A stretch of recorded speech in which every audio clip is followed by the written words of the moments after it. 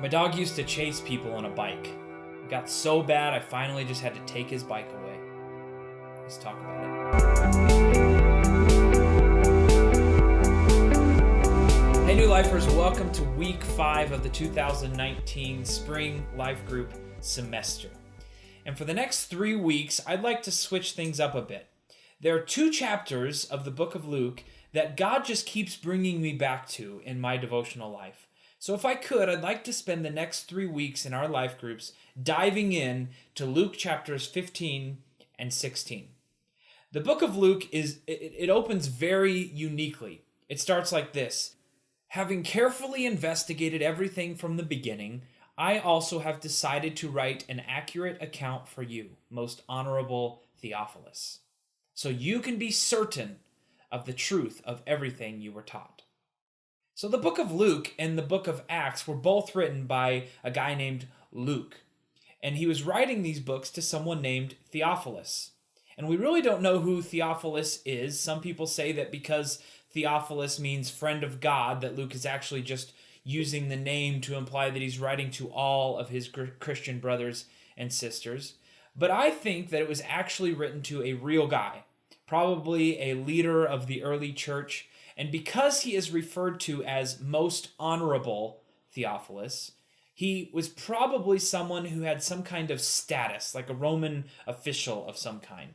He could have also been a wealthy, influential man in the city of Antioch, because there are references in other books, not the Bible, to a great lord, a powerful, wealthy man named Theophilus. It could be him, but we don't really know for sure. Some people say that he was a high priest or a Roman lawyer.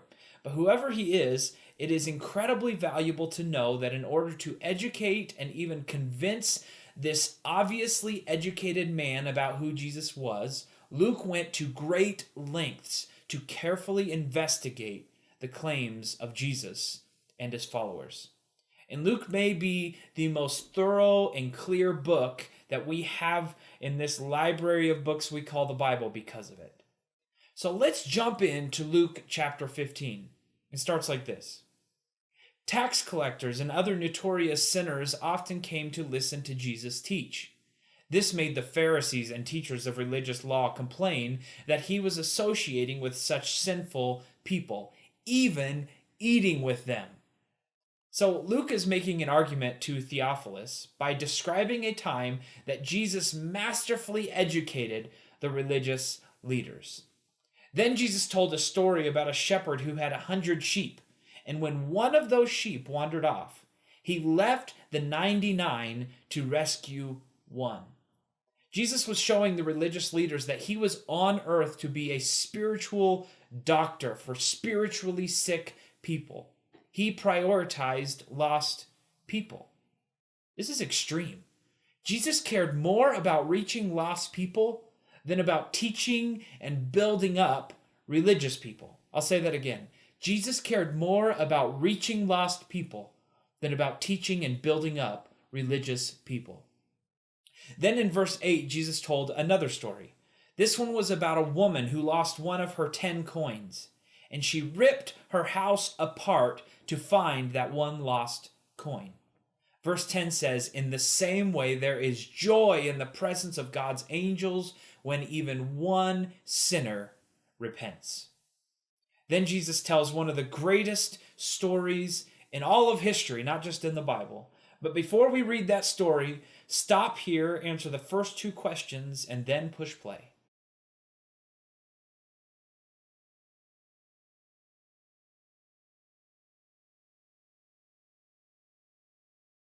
Now we get to the parable of the lost son, or the parable of the prodigal son. Verse 11 says, to illustrate the point further, Jesus told them this story. A man had 2 sons. The younger son told his father, I want my share of your estate now before you die. So his father agreed to divide his wealth between his sons. A few days later, this younger son packed all of his belongings and moved to a distant land. And there he wasted all of his money in wild living. About the time his money ran out, a great famine swept over the land and he began to starve. He persuaded a local farmer to hire him, and the man sent him into the fields to feed the pigs. The young man became so hungry that even the pods he was feeding the pigs looked good to him. But no one gave him anything. When he finally came to his senses, he said to himself, "At home even the hired servants have food enough to spare, and here I am dying of hunger. I will go home to my father and say, 'Father, I have sinned against both heaven and you, and I am no longer worthy of being called your son. Please take me on as a hired servant.' So he returned home to his father. And while he was still a long way off, his father saw him coming.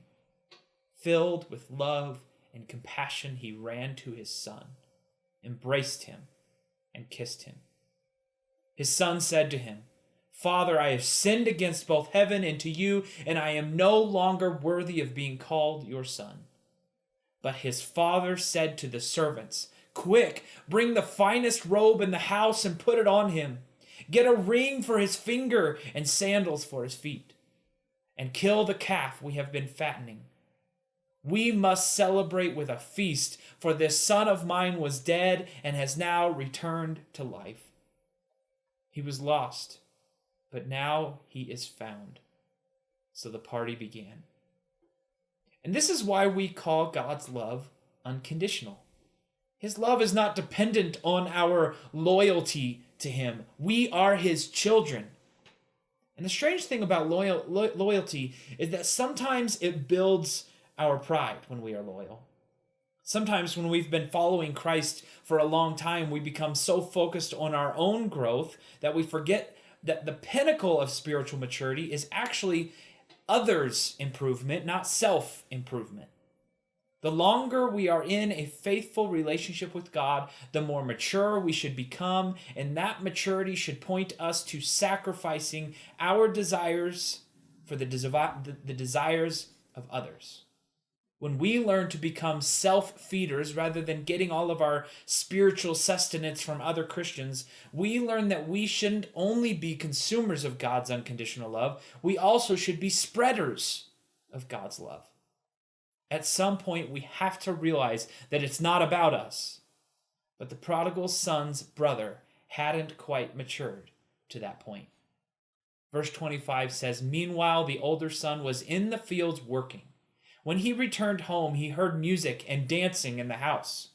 And he asked one of the servants what was going on. 'Your brother is back,' he was told, 'and your father has killed the fattened calf. We are celebrating because of his safe return.' The older brother was angry and wouldn't go in. His father came out and begged him. But he replied, 'All these years I've slaved for you and never once refused to do a single thing you told me to do. And in all that time, you never gave me even one young goat for a feast with my friends. Yet when this son of yours comes back after squandering your money on prostitutes, you celebrate by killing the fattened calf.' His father said to him, 'Look, dear son, you have always stayed by me, and everything I have is yours. We had to celebrate this happy day, for your brother was dead and has come back to life. He was lost, but now he is found.'" What an incredible story. Stop here, answer the last 4 questions, and I will see you Sunday in church.